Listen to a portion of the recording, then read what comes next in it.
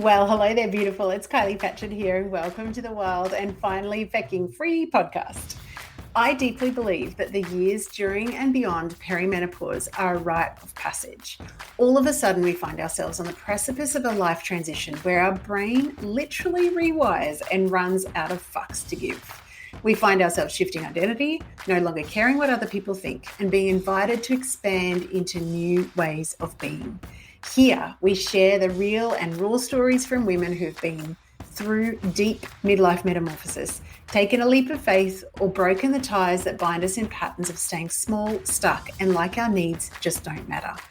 This is the midlife medicine you didn't even know you needed. Stories full of joy, despair, freedom, courage, and deep self-honoring. I am so glad you found us. Welcome.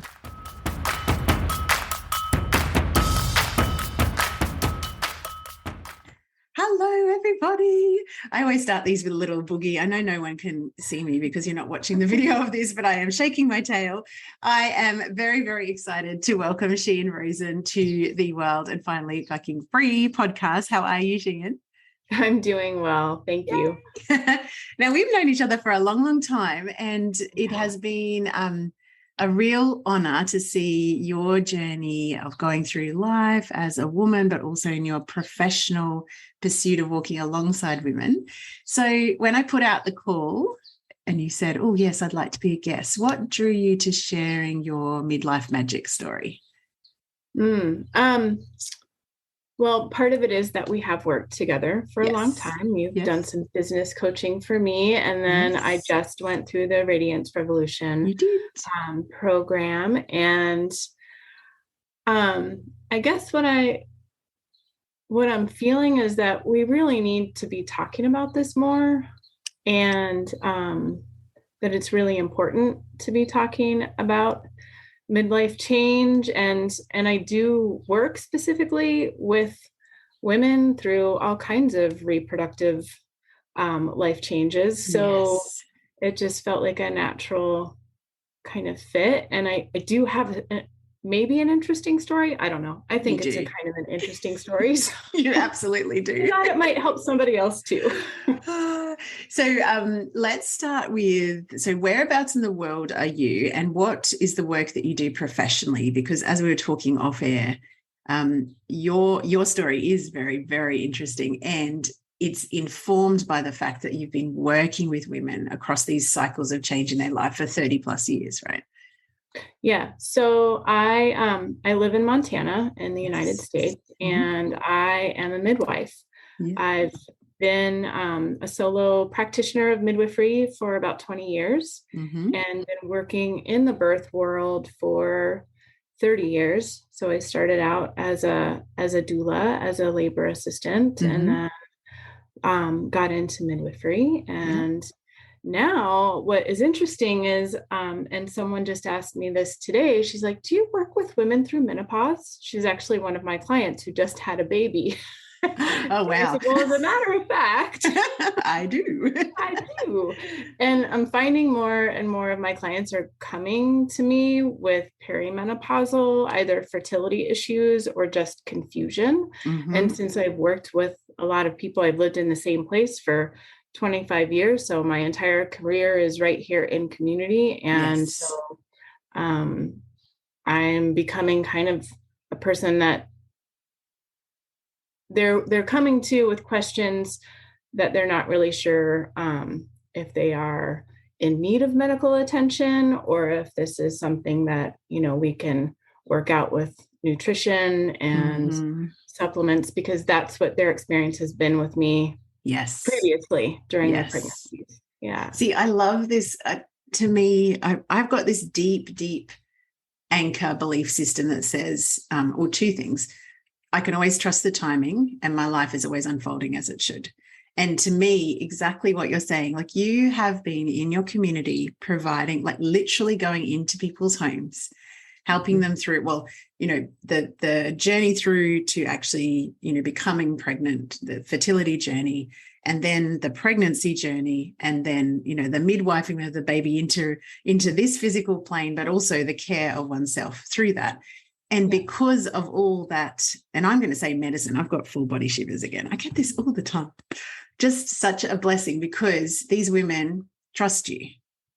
They're already connected to you. They already respect you as someone who has answers around the cycles of life. And so it's this beautiful natural unfolding that, of course, they're going to come to you with the perimenopause questions. And of course, they're going to come to you with the, I don't actually know whether I need to see a doctor, but I want to talk to you first because we all know. Well, actually, that's actually a very good question. What is the general experience? Because I know what it is in Australia. Pretty much when you go to a doctor and say, I have hot flushes. Well, I actually went to my doctor, so I'll share my personal experience, and then I'll ask you the question of what's the average experience in the States. And I know there's no average, but my experience was I went to a doctor and I said, I'm getting hot at times. Not like I wouldn't call it unbearably, but I am definitely aware of these swings in my body temperature. And most importantly, I want to rip someone's face off. And he laughed at me. This is literally, and this is still when we were wearing masks, right? In the COVID, deep in COVID time. So he's got a mask on, I've got a mask on. And I'm literally crying out for help. I'm saying I cannot stop either crying or wanting to rip someone's face off. And usually my husband or my kids, because, you know, the ones closest to us are the ones that often get the worst end of the stick. And he just says, well, maybe you're just a bit stressed. Perhaps if you take up meditation, that will make some difference. Yep. And then his second option was, and if that doesn't work in the next 6 weeks, come back and we'll put you on antidepressants. And I walked out of there feeling completely unheard, unsupported. I sat in the car and cried because I was like, what the hell? And I hadn't been talking to my friends about perimenopause at all. And I'm actually the youngest in my group of friends. So, you know, I've got friends that have already gone through this. So that's not the experience for every single Australian woman, but it is pretty common when I start talking to my friends. So what's the experience in general, or can you generalize about what American awareness is around perimenopause? I don't think it's dissimilar. I think that, like many women's issues, being in a body with a uterus,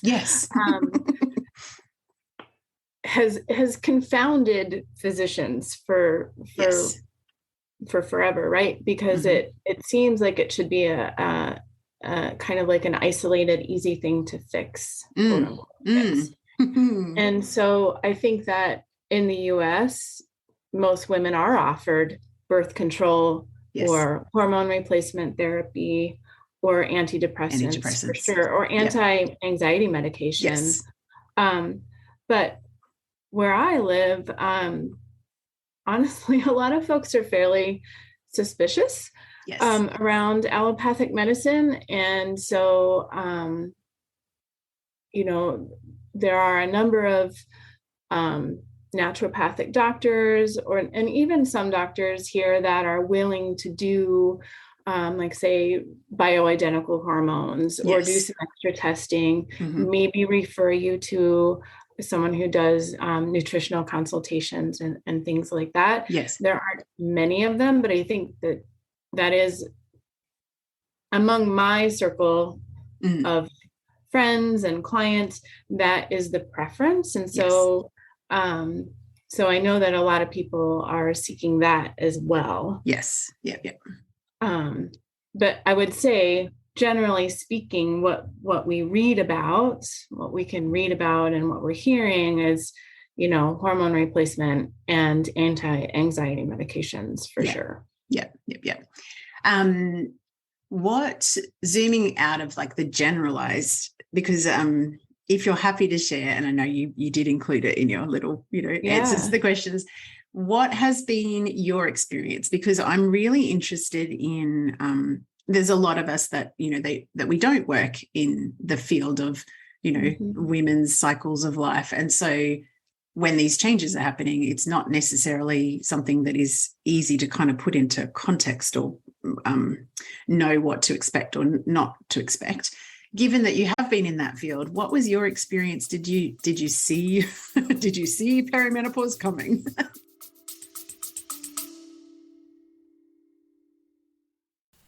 Hey gorgeous, we interrupt this gold for a delicious invitation.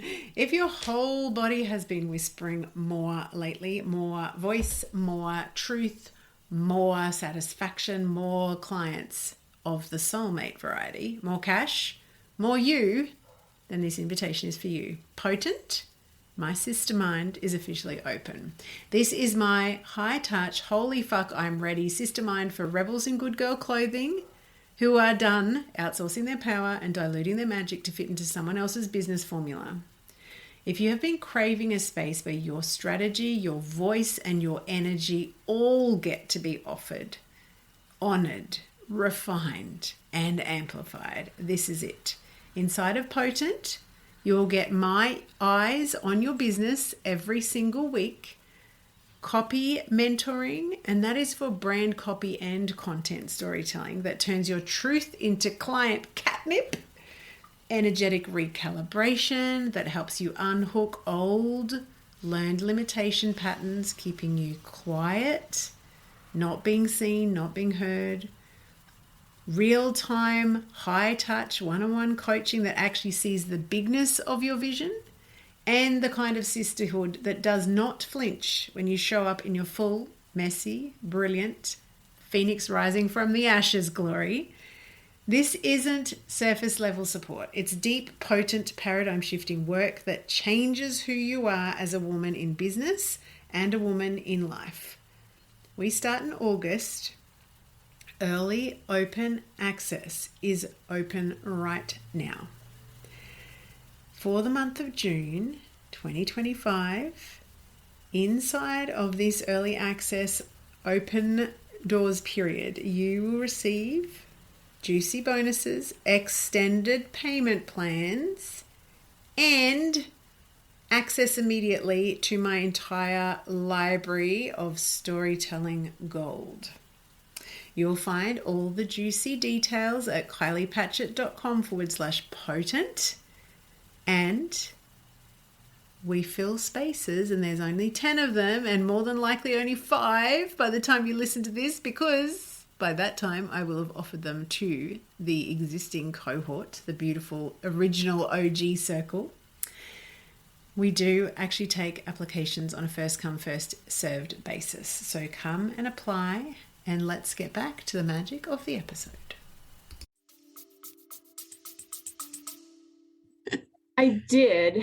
I actually started having perimenopausal symptoms at the age of 35. Okay, so quite early. And they were pretty early, and they were quite severe. Okay. Anxiety, hot flashes, night sweats. I was really, really, really uncomfortable. Yeah. And I did seek naturopathic help. Yes. For that. That was my first go-to. Yes.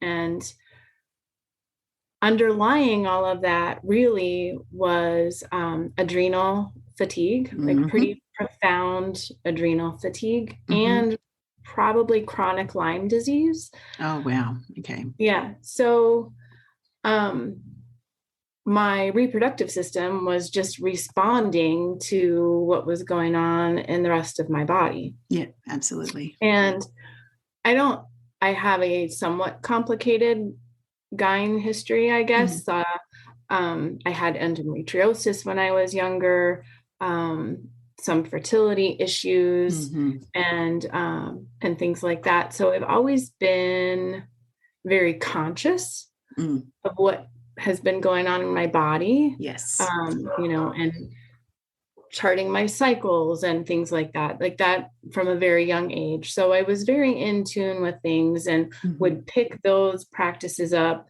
more consciously charting, and when things started to feel a little bit out of whack. Yeah. Okay. And that was definitely, and that's an extremely useful tool for anyone. Yeah, absolutely. Can give you so much information. But my naturopath said, we need to work on this part of healing your adrenal glands. And part of that might be some bioidentical hormone replacement. And so I did do that. Yeah. And I did transdermal, so creams of bioidentical hormones, including testosterone. on and off for probably 5 or 6 years. And found that really helpful. And doing it that way, I was also really able to experiment with my own dosing and what I needed according to where I was in my cycle and all of that. So that was kind of my path. And I like to gather a lot of information. So yes, you do. before I even had a period, I had read about having periods. I love it. And before going through, what we now know as peri-menopause, I had been reading about, changes in your cycles and things like that come kind of in midlife. So I felt a little bit prepared in a sense. I wasn't quite ready for all of that at the age of 35. No, definitely not. But having all of that information and understanding what happens with the ovaries and with estrogen changing and progesterone, and then even pituitary hormones helps me work with my body a little bit more. And then that adrenal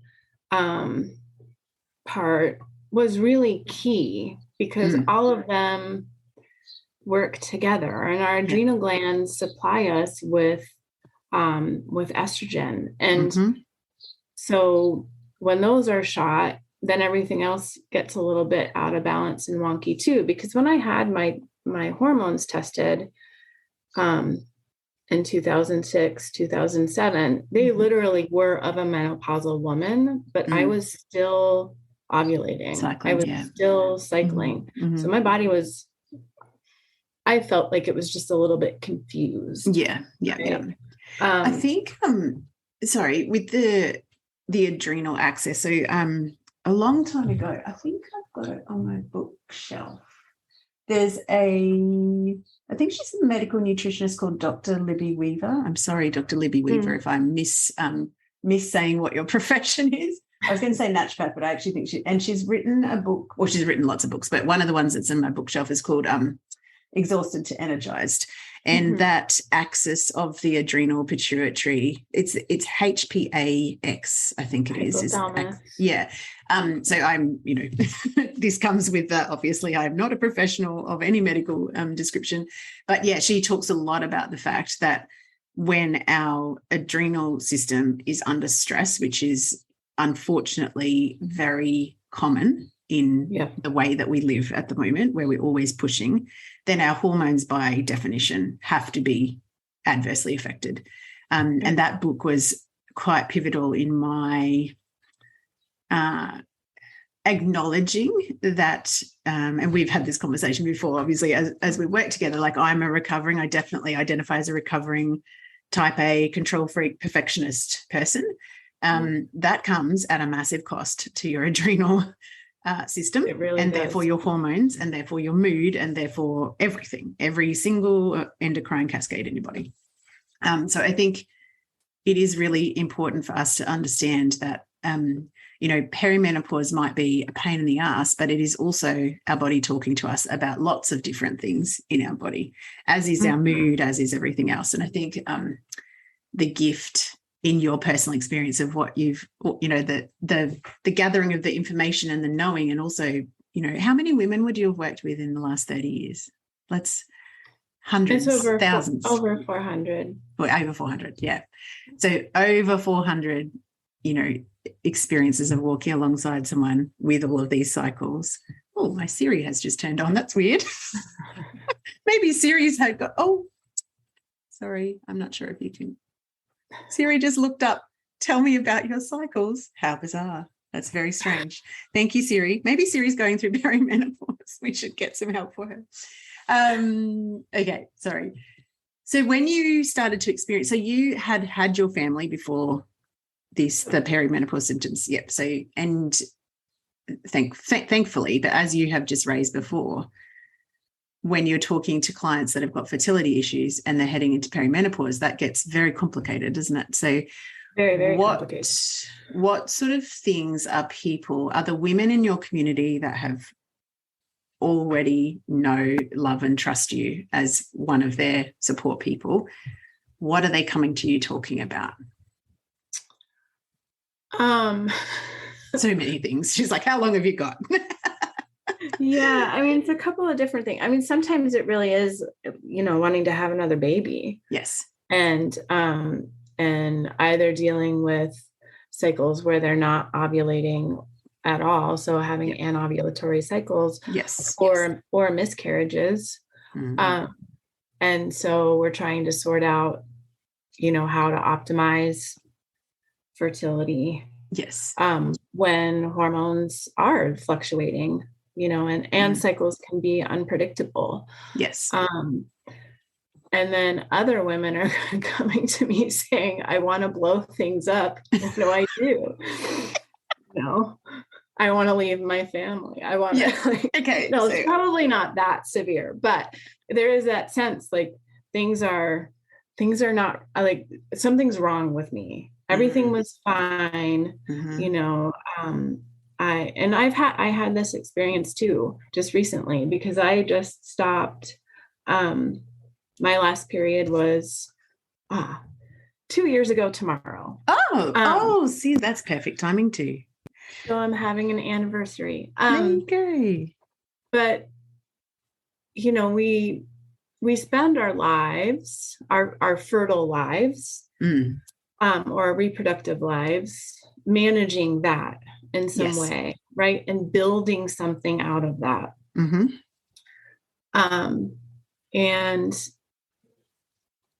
And there's a lot of attention and effort and care that goes into all of that. And then things start to change. And that estradiol, that hormone that gives us those rose-colored glasses, that goes away, the glasses come off, and we kind of go, what did I build? Do I like this thing that I built? I'm not really sure, and who am I in all of this? And, and I can totally, I relate to that.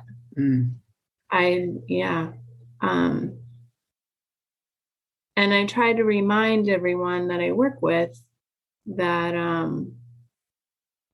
you were an active participant in the creation of that part of life. Yes.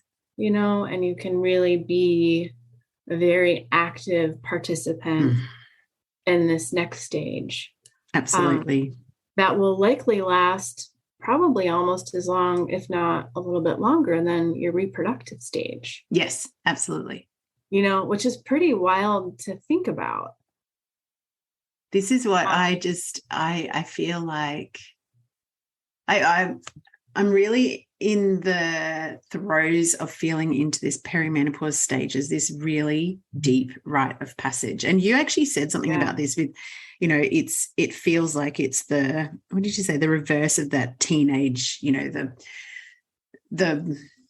pre-puberty and puberty stage, and then the, perimenopause and menopause stage. But there is this deep magic that we can feel into when, we have spent the first few decades when we've got the rose-colored glasses on, because the other thing that the rose-colored glasses come with, if I understand, and again, this comes with a caveat that I'm not medically trained in hormones at all, but I feel like we have brains in our 20s and 30s that are literally wired to procreate, create family, protect family. And the invitation in our modern society at the moment is that, women still, to a greater or lesser extent, depending on your family, are the ones that are expected to be the on-hand nurturers, even if they also work a full-time job. And they're expected to be, there's a persona of the, the perfect woman that we're still dealing with. And absolutely, like, this is one of the reasons why I'm having these conversations, because I'm like, fuck the patriarchy, because this is not who we are. But we have been trained over years and years of conditioning to be, the good mum, the good daughter, the good girl, the people pleaser, the bloody blah, whatever. Excuse me. And then all of a sudden these glasses come off where we actually, wired to provide for other people. And I actually say our brains are being rewired, and we have no more fucks to give.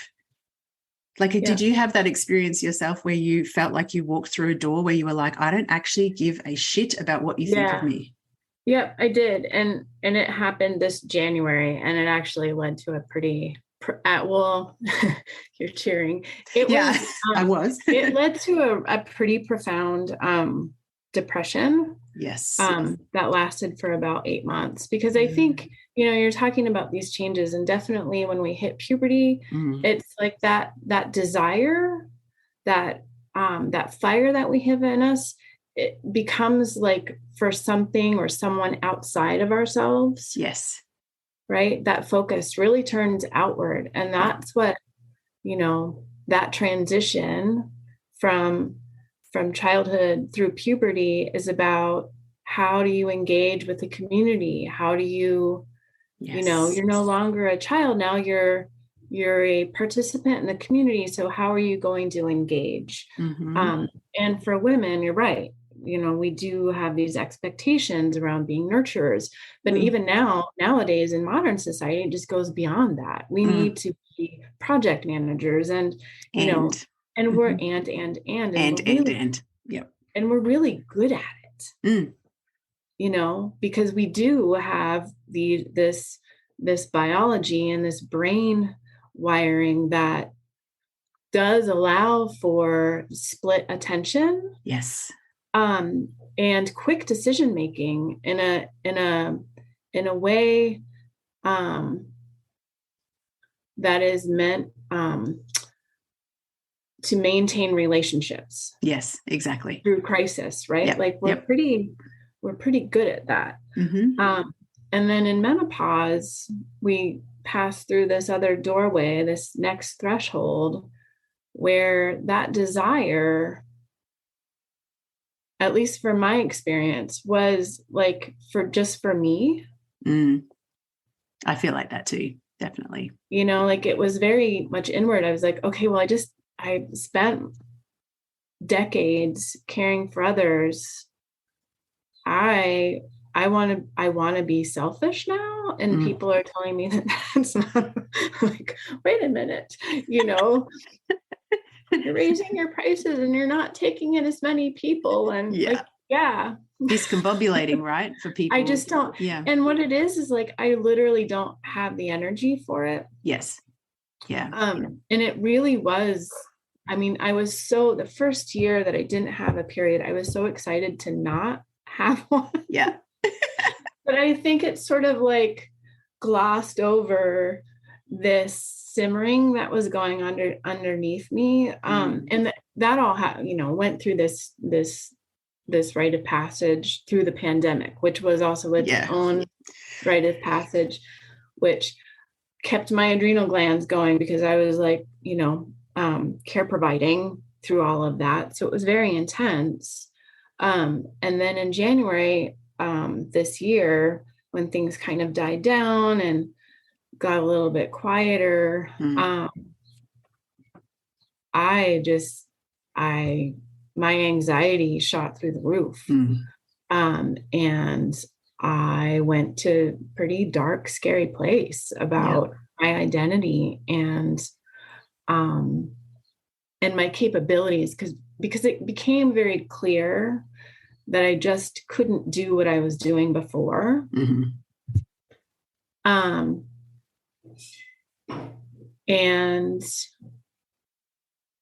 I think part of me was mourning that just a little bit. Yeah. Because I had, I guess I had some visions about how things would be now that I was kind of unencumbered by family. All of my kids are out of the house. Yeah. And that kind of stuff. And that kind of selfishness and like, well, what about me? Kind of threw me for a loop. It's such sorry. As you're talking, because one thing that we haven't explicitly said, but during the pandemic, a lot of lives got simpler because they had to. So people stopped being, working in offices and doing these big commutes and whatever. But your business multiplied by 4 overnight because people did not want to be in hospitals in a clinical environment without their partner with them in the middle of a pandemic. And so the demand on your services in your community went off the charts. So we've got this perfect storm of you're beginning to go through a rite of passage where part of perimenopause very much so is a reshuffling of how much energy we have and what we actually want to do and what our boundaries are and what am I no longer available for. But you're going through all of that when there's all these extra increased demands on you. And as we often do, and very much identifying with the pattern as well, is when you're in it, you can't see the cost to yourself. Right. And when you had that pressure relieved, then the cost comes tumbling down and your experience was to go into a very dark valley of self-doubt and complete, it was, I always say, like being in the goo in the chrysalis stage. How did you, first of all, what was that inviting you to do or to look at or to, what were when you were in this very, very dark place and you realize that it was not sustainable, because that was one of the things that you first talked to me when we reconnected earlier this year. It's not sustainable. I can't do this anymore. I literally can't do this anymore. I don't have the energy. I don't have the emotional bandwidth. I don't have enough in me to carry on providing this outward care without also balancing some inward. So what have been the learnings and the invitations to you to what to examine in life? The first was my relationship to alcohol. Yes. Let's go there. Yeah, I stopped drinking on February 14th of this year. That was my Valentine's gift for myself. And I that had become a coping mechanism. Yeah, self-medication. Yeah, self-medication just to dull sensations. Yeah. It certainly did not help my sleep. It's one of the main reasons. Or your hormones. Was because I was so tired and just realizing how much alcohol negatively affected my sleep. Absolutely. Yeah. That was one of the main impetuses. And then after, kind of detoxing for a few weeks, I realized how much of my just generalized anxiety was related to alcohol. Yes. And how much brain space it really did occupy. And so that was probably the first big reframe or invitation. And then the other one was to really start thinking about my work. And when my business had been steadily growing at a nice pace, at a very manageable pace. And then with the pandemic, it did double. And not all of those people ended up having their babies with me, but I was receiving a lot of phone calls. Yes. I had, I think at one point kind of envisioned myself as being able to be one of those midwives who attends 30, 40 births a year. And after experiencing that, having that level of engagement with clients for those couple of years, I realized that's not me. No. I'm not wired that way. And it doesn't allow me to provide the kind of care that I want to do. And so I had to just totally commit to a full stop, which, I'm going to do next summer. But so that I actually have the space to think about these things, and think about what I really want and how I want to move forward, and also to get more support being a solo practitioner, and I've had students over the years, but I do work a lot by myself, and I do have a preference for that, but I can see how that's not always the healthiest choice for me. Just from an energy, an energetic kind of yes.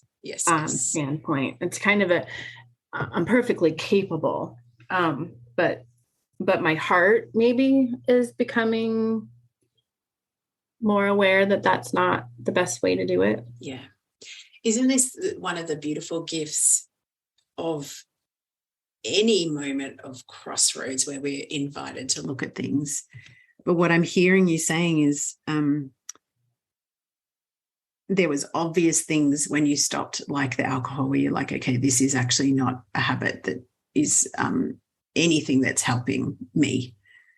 So it may feel like it on the surface. And we have, in Radiance Revolution, we talk a lot about addiction cycles and how, trauma is the gateway, and we do internal family systems around that in terms of the parts of ourselves that are trying to manage the feelings and emotions and big stuff that comes up, and we're trying to quieten it down. That's a whole other conversation. But I love hearing you saying, I'm realizing that although I'm capable of something, that it is actually not the best for my energy to be doing it that way. And I think that's and it comes back to what you were saying before, is like, we are good multitaskers, or we have been earlier in our lives when our brains are wired. We're good multitaskers, we're good jugglers. But my question to myself has always, well, not always, that's a lie, not always, just recently become, at what cost? What is this costing me? And I identify too, like, I'm quite a lone wolf. I like to work independently, but I am realizing the same thing, that I need a circle of support around me that I can connect into and tap into, because one of the things, you're a generator in human design as well. No, manifesting generator. Manifesting generator. Yeah.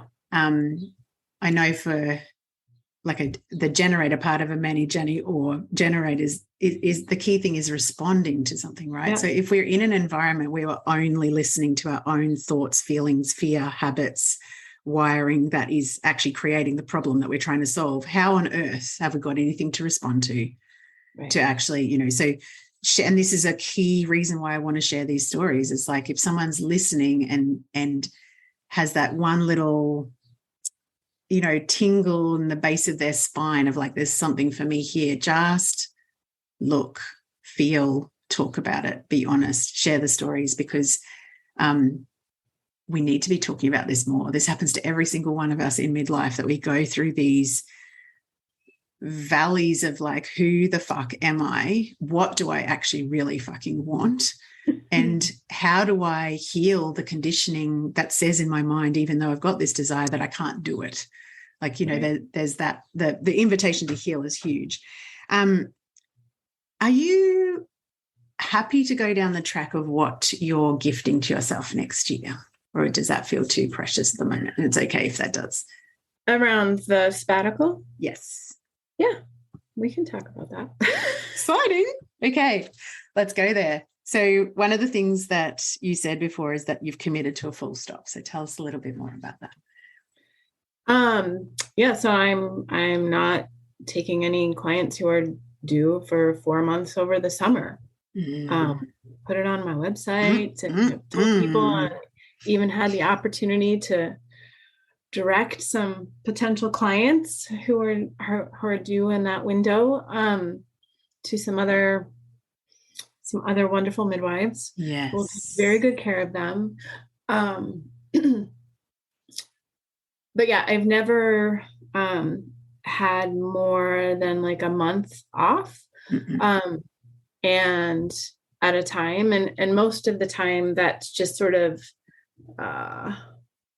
it's never completely off. It's the life of a midwife, is if you have someone due in the middle of the month, and say the middle of July and the middle of September, you're still on call during August for a big chunk of that time. What? So babies don't come when they don't come on their due dates? they don't always come on their due dates. Jeez, that's inconvenient. Questions. So yeah, it's, and planning vacations has always been, frankly, a nightmare, because I've got people due right up until the time I go, and then people due right after I get back. And that makes it hard for me to really relax. The ramp up to the vacation is stressful. And then the last few days of the vacation are stressful. Yeah.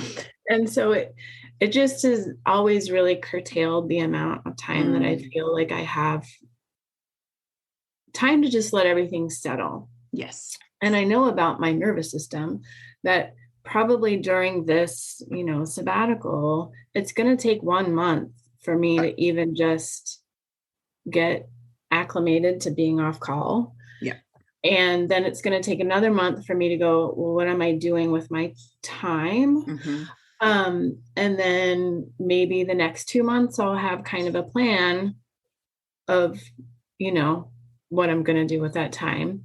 But in order for me to really stick to it, I did have to plan an international trip in June. Yes, you did. And I was very fortunate that an opportunity just arose. Of course. With another group of wonderful women who I've traveled with before. So it makes it like a hard, this is happening. Yes. You can't back out of this, which has felt really, really, really, really good. Yeah. Beautiful. Yeah. And this comes back to the question that I posed before, and I've been posing a lot to myself, at what cost? Because one of the things that I identify in myself is that I have lived a life of filling every single minute with stuff. Mm-hmm. In an effort to not feel. Let's be honest, that's my personal story. And where I'm at the moment, like having let go of a corporate job and sitting in this space of I'm actually giving myself space. And yes, I'm investing time in rebuilding my business because that's where my heart lies. But it feels very uncomfortable for me to have all this space. And one of the things that already, this is only the second week, so we're halfway through the second week of me being non-employed, but what I'm noticing already is that because I've made a very deep commitment to myself that my energy is the most important thing to take care of at the moment. So if something brings me joy, like these conversations, I do it.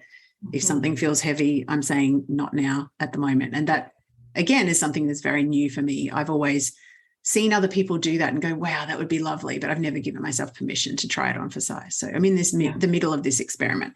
But one of the things I already am seeing is that it is in the space that we create that the next beautiful idea that feels joyful comes. And I am now realizing the cost of keeping myself busy. And that was a conditioned thing, and it was a survival mechanism for me. And it also doesn't need to be my story anymore. But the space that it's a magical thing to see a woman like yourself who knows that her space has been very full for a very long time and has come at a cost and has resulted in, with lots of other things, this, deep, dark valley that you have been in, to gift yourself the space to actually settle your nervous system, regulate yourself, and then go, now what's here for me? One of the things that we have also talked about with the sabbatical is, or one of the things that you had said to me was, what if I decide I don't actually want to be a midwife? Yeah. How is that feeling at the moment? It's still a big question mark. I don't, I honestly don't see myself giving up my practice completely. I just don't. I see right now, and this might change when I'm absolutely free time. Absolutely. But, I might really love it. Say I'm never coming back. You can come and see me if you need to, extend the holiday. Just come to Australia and hang out for a couple of months. But I kind of see like a really long, slow taper. Yeah. Beautiful. And being,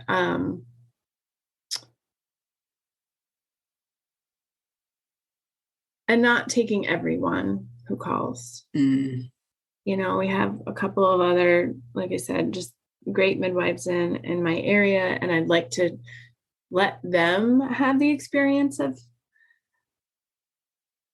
their cup overflowing. Yes. I'd like to pass on the overflowing cup with gratitude to someone else.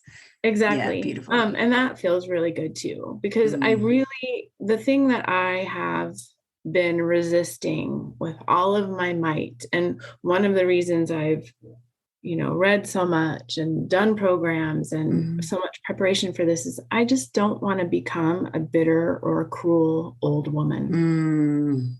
Because that's not who you are. It's not who I am. And I see where that deep rooted like tar-like cynicism can take hold. Yep. And I think it comes from, you were talking about being busy and our worth being, attached to our productivity. Yeah. And our moms they had to work through all of this so hard. I was raised by a single mom who worked hard through her entire perimenopause and her menopause, and passed on, an amazing work ethic. But it cost her. And I see, I guess what I'm hoping is that my plan to take time off, if there was any bud forming around that I have nipped that, so that I can just be way more responsive, because my whole life has really been about like trying to understand this amazing body that I'm in. Right. And sometimes my efforts have been to control her and, really control her, because there was so much going on outside of me. I felt like this was the thing that I could control. I could control this body. And that makes so much logical sense. And it does often lead to, unfortunately, more pain, more things to manage. Yep, absolutely. And where am I going with this? I just don't, I guess, perhaps previous generations and women have heard this for so long, like you're a victim of your biology. And I've never wanted to feel like a victim of my body, and I think it's taken many, many, many years to undo the damage of trying to control it. Yes. Her. And to become really, truly more embodied and to learn that I can work with my body on a really deep level, not just on an information gathering level, which it was for so long. But really to treat, I know that I'm in my infancy of menopause here. Like this is year 2, right? So I'm only stepping into year 3, and I probably have another 30 plus years ahead, which is like a whole other lifetime, right? Absolutely. I really, really, really have a a strong desire and a hope for a whole new generation of women that we get to a place where we can just, treat this changing body and this threshold, these amazing like processes that take time, and then bam, you're suddenly on the other side of it. Like it's kind of a wild thing that happens like when you start your period, it builds and builds and builds, and then bam, you got your period, now you're a woman, quote unquote. Yeah, no, right. And pregnancy, you're never like a little bit pregnant, you're like pregnant, and then the baby comes out and bam, there's the baby. Like it's all like these drawn out things, but then are very like sudden, like those thresholds. It's just as a strange thing for me to think about. And menopause has been that way too. This buildup of peri-menopause, and then now I haven't had my period. I'm like in it, but I'm just at the beginning of that part of the journey. Yeah, absolutely. And so really treating that with a ton of reverence and respect.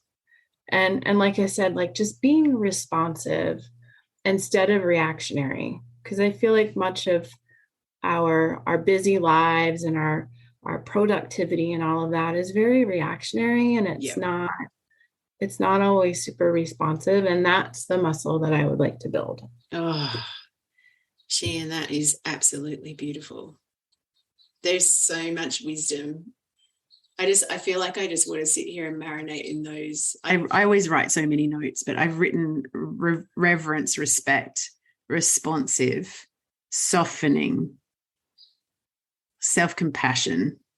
And to me, that's like the opposite of that bitter, resentful, angry, frustrated old woman. Because to me, when you say, I don't want to become that old woman, well, first of all, my very first thought is you will never be that, because you have this juiciness inside of you. And I also know people like that. And it happens through not listening and responding to your own needs. Yeah. By definition. Right. If we do not give ourselves the gift of listening and responding, and this is a learned thing, I'm learning, this is not a done deal for anyone. It never is. But I feel like the gift of this, I still want to come back to the rite of passage, because to me it is so much a rite of passage. It's like we're going from, the ability to be in the mother phase to the next phase. I would like to do some research and interview someone about the maiden mother crone type of thing. I've heard those, the triune goddess. Yeah. It's a little bit of a made up thing, but that's okay. Yeah. It does kind of works. Yeah. I guess that to me, I definitely feel like we're on the threshold of, and exactly what you said earlier in our interview, I haven't thought of it like this, but when we're going through that puberty thing, we do this transition where we're a kid and someone else is making decisions for us, and we get conditioned in whatever fishbowl we grew up in. That's just the way our brains work. I actually like to think of that as a snow globe, and hopefully it's, a nice, pleasant snow globe, and sometimes it isn't, and that's okay. Yeah. There's a gift in that as well. And then, in the puberty, we start looking externally. So we're, it's natural to be looking for a partner, for your community, for your, family outside of your own, like literally kids around that, was it 15, 16, really, really actively go looking for those mentors external to the family unit. Yeah. Very normal stage of development. And then we spend all these, years and honoring the fact that not everyone decides to have a family in those years, but there's also still there's also still a lot of people that are driving towards something. It's the something that we've been taught will make us happy. If it's the corporate job or the whatever, like fill in the blank here. It doesn't have to be a family, but we do all this outward. And then we're having this invitation of like, I know you can't see my hands, everyone, but I've got my hands pushing outwards. And then we're scooping up all this energy and bringing it into our heart and going, what's here? Who am I now? And who do I choose to be? Because even in your very clear self-awareness of that, I don't want to be that bitter, cynical old woman, the flip side of that is what you do desire. So the reverence, the respect, the turning inwards, the responding. I just think it's a beautiful thing with this chance to choose how we relate to ourselves, and also to take responsibility for how we choose right now, and take responsibility, as painful as this can be to realize, is that we are the decider and the creator of what we're living in. And so if we don't like it, we've got a really fucking big invitation. It's a massive realization, that and I think I said this earlier too, and speaking about some clients, I created all of this. Yes. All of this stuff that I want to burn down. Yes. Yeah. I created it. So I'm totally aware of that. And that means that I can create a new thing out of this too. I don't have to burn it all down. No, exactly. And sometimes people do. Like, I totally get that. Sometimes, we've been tolerating a tremendous amount of very hurtful stuff. Yes, absolutely. And sometimes, if you reach a point where you got to leave it all, then that's what you got to do. Yeah, absolutely. But for most of us, we probably don't need to burn the whole thing down, but there might be some things that do need to be burned away. Absolutely. And that's what initiation is all about. That's what rites of passage are all about. Yes. And I wish I could appreciate my hot flashes and my night sweats in that way. I don't. They're just annoying and uncomfortable. But I do appreciate like the symbolism of absolutely. it.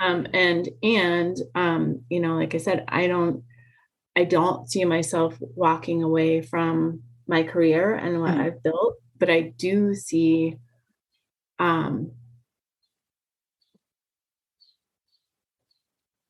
it changing with me. And the fact that, because you also, we've talked about your midwifery, but you're also a body worker and a coach and a healer in many different areas, like in many different modalities. So I wear many related hats. Healing hats, yes.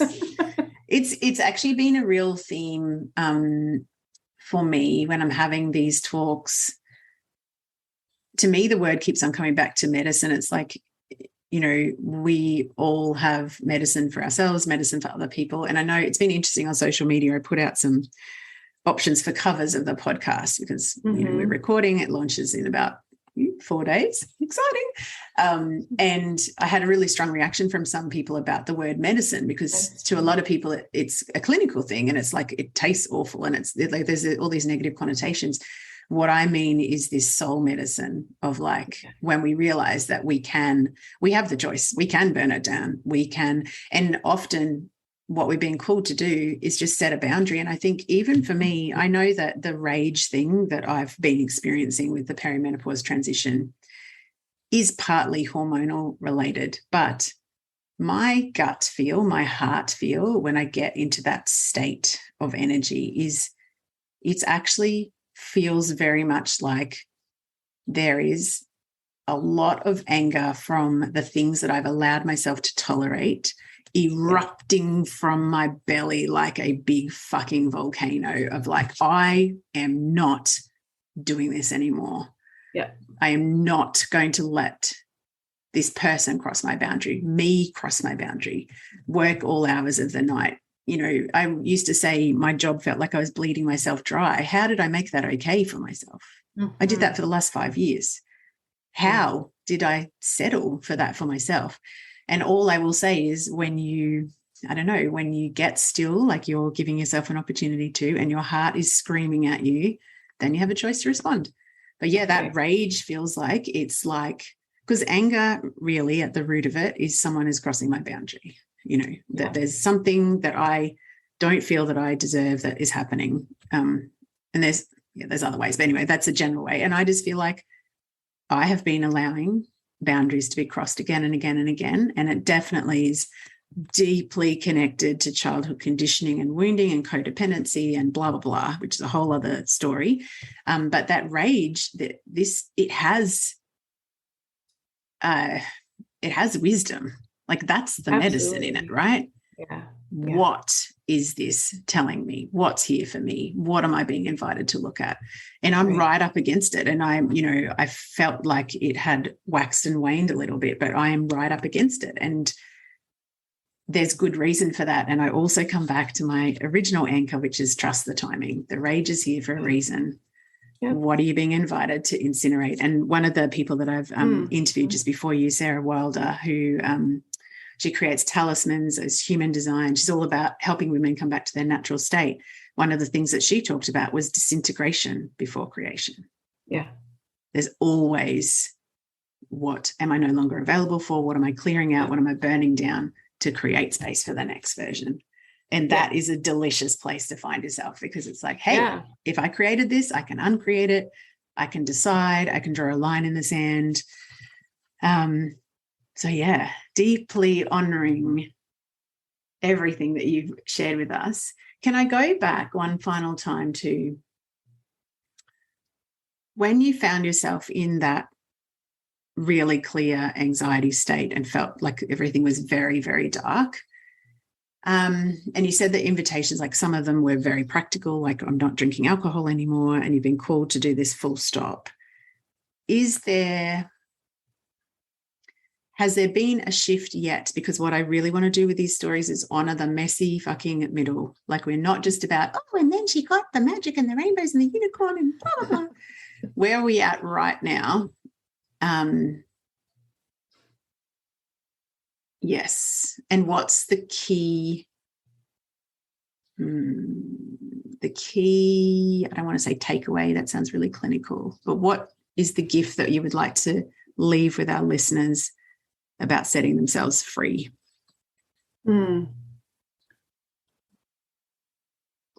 So where I am right now is very, very much in the middle. Yeah. It's that really uncomfortable liminal space. Yeah, it is. Just kind of uncertainty. And that's why it kind of does rhyme with being a teenager. Yeah, absolutely. Like there are possibilities set before me. Yes. And I really don't know what I'm doing or what to choose or what's the right path. And so it does feel messy. I mean, emotionally, I feel like I'm in a much better place thanks to several herbal allies and a bit more rest and not taking on as many clients, having a somewhat lighter client load, which I also imposed on myself when I started to unravel. But I think, I'm just trying to get comfortable with that discomfort of not knowing, because I like to know. So yes, still in the middle of all of it, if not at the very beginning. I mean, I just I don't really feel like I'm in a messy middle. I feel like I'm in the very beginning of the beginning. Like the caterpillar is in the cocoon going, oh shit, what's happening? Oh shit, I just closed the door. What the hell? Wait a minute. Maybe I need to get out of here. But can we go back? Can we? Yeah. Can I cancel the cocoon? Just trust the process. Yes. And as far as like I guess I have a wish for folks who are listening. And that is that they have the opportunity to, listen to some of these podcast episodes, explore this topic further. It is becoming, it's having a moment, as they say. Like it really is becoming something that more of us are talking about. Yes.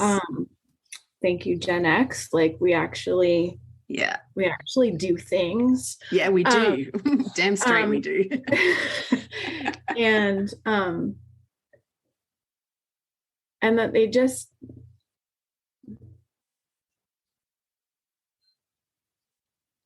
find something to hook onto that's nourishing for themselves, and that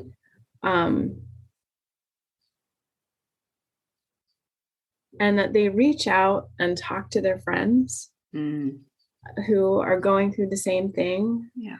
And even reach out to women who are older than us. Yes. And ask them questions. Yes, yes, yes. Because there's so much wisdom there. And I have had the opportunity to talk to some elders about this and about their experience. And they're not used to talking about it. No.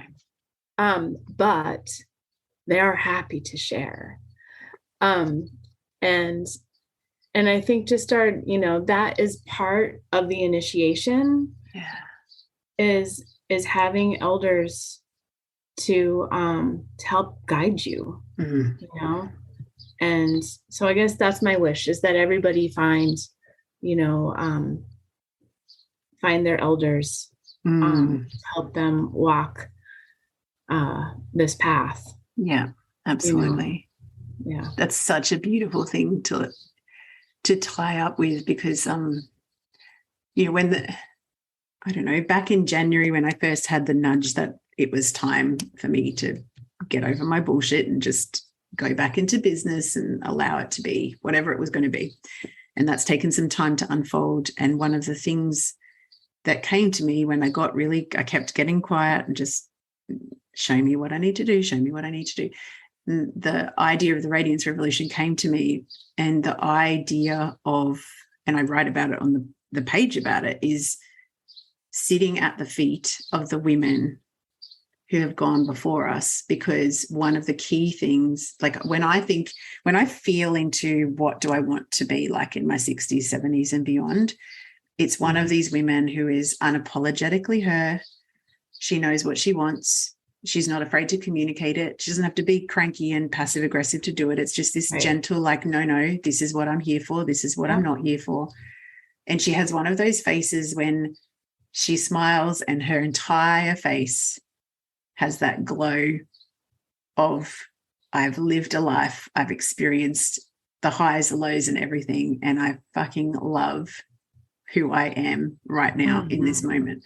That, to me, that's what I want. That's what I'm living into. That radiance, I call it radiance, someone else might not, but it is very much about, and this is the whole idea behind the podcast, is share the stories, invite the wisdom, because we used to live in communities where we were all connected, and everyone would support the teenagers through that rite of passage, and everyone would support the women in birth, and everyone would support the transition to the wise woman.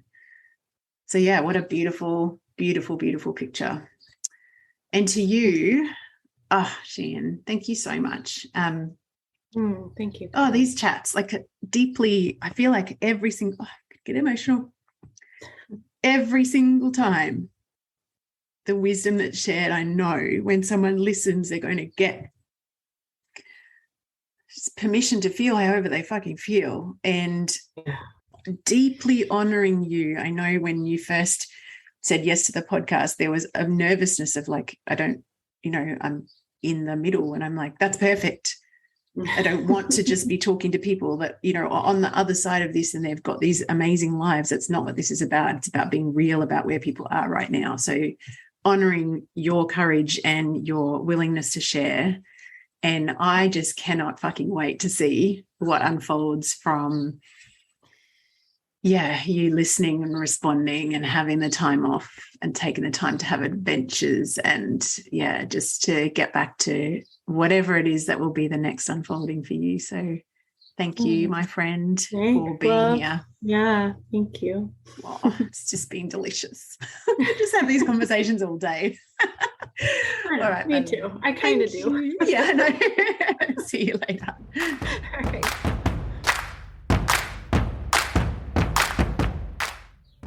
Well, there you have it, beautiful one. Another inspirational episode. And thank you so much to our guest from today for sharing their journey and leap of faith. So many takeaways. As always, I would love to know what your favorite thing that we discussed or that hit you between the eyeballs to invite you into your own expansion or leap of faith was. Share it on Instagram or Facebook. You'll find me at Kylie Patchett. And I would love it and be so honored if you take the time to leave a review on any of your favorite podcast platforms about this show or the podcast in general. And finally, if you have someone in your life who is another midlife maven who may just need some reminding that she is a powerful, magnetic, amazing woman and that she absolutely deserves the life that she craves, please share us. Thank you so much, and we'll see you next time.